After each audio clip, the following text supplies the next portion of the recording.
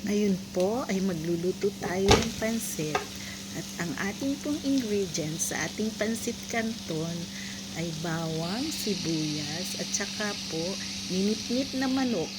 Ayan po, nilagyan ko na siya ng toyo kasi sinimulan ko na pong igisa ang bawang, sibuyas.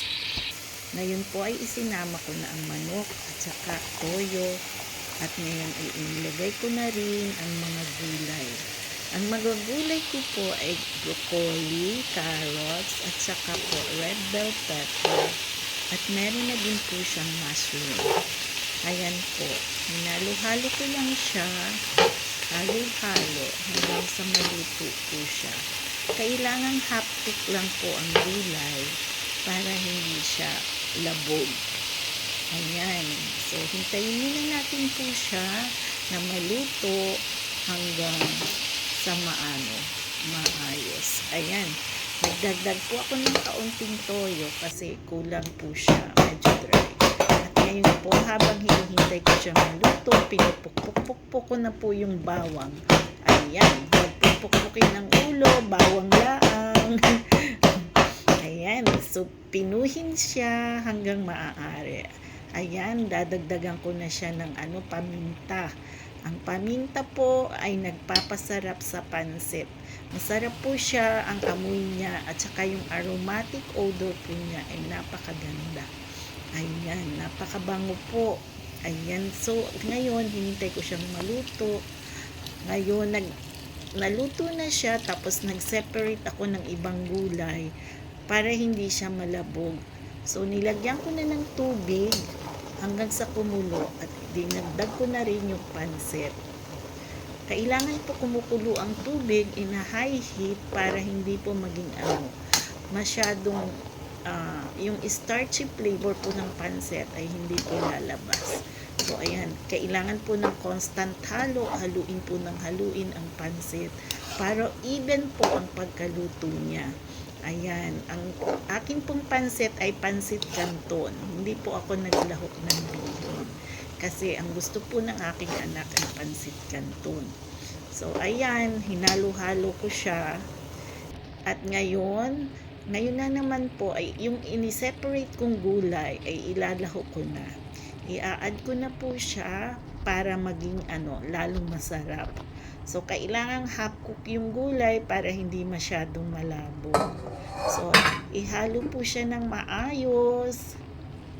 Ayan. So, simulan na po natin ang paghalo. Ayan. Haluing mabuti hanggang ilalim. Kailangan pong haluin, yan po ang magpapasarap dyan. Yung paghalo natin at paghalo sa mga gulay. Ayan. Kailangan po siyang haluin ng maayos. Haluin pa kabila, haluin pa ilalim. Kukuha na naman kayo. Ayan, i-mix talaga. Mix thoroughly the vegetables and the pancit canton all over. Kailangan po matyaga tayo sa pagluluto. Hindi po natin siya iiwan. We need to be with the food while cooking. So, ayan. Para po yan siyang bata. Kailangang abangan. Ayan. Constant po ng paghahalo hanggang sa maluto siya. Ayan. So, medyo na mahinga muna ako ng paghahalo. Ayan. Medyo inanon ko na ulit. I-check. Kasi baka naman malabog siya. Ganyan po ang paraan ng pagluluto ng pansit canton para maayos po. Actually, yung reviews po, dinala ko po siya sa aking mga kasama sa work. Sabi po nila, masarap daw po yung lasa.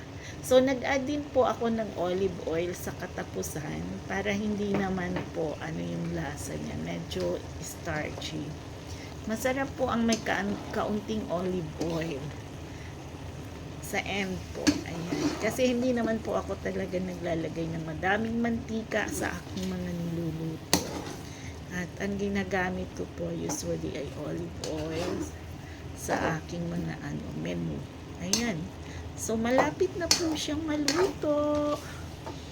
At ako ay kukuha na ng isang lalagyan para ilagay ko na sa isang mangkok.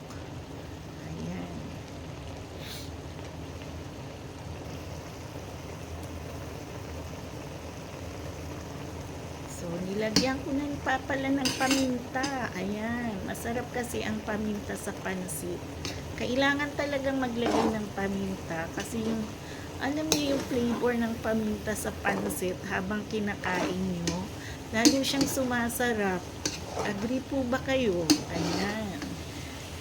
Mag-comment down below lang po kayo mga ma'am kung ano ang mga gusto nyo, ang mga sir, mga gusto nyo ano na yun.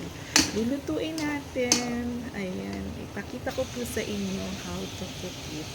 Ako lang naman po ay lutong bahay. Hindi po ako commercial. Ayan. So, ayan. Naglagay na ako sa mangkok. Oh. Masarap po siya. Ayan. Yummy talaga yan. Yung ganyan mga luto.